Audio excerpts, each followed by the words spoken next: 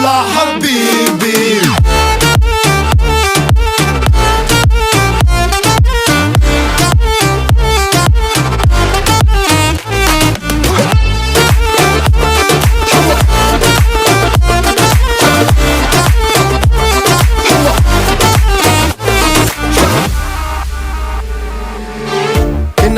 മാളിക പണിയണ മാറ്റത് തീർക്കണ കാറ്റിവനാണ്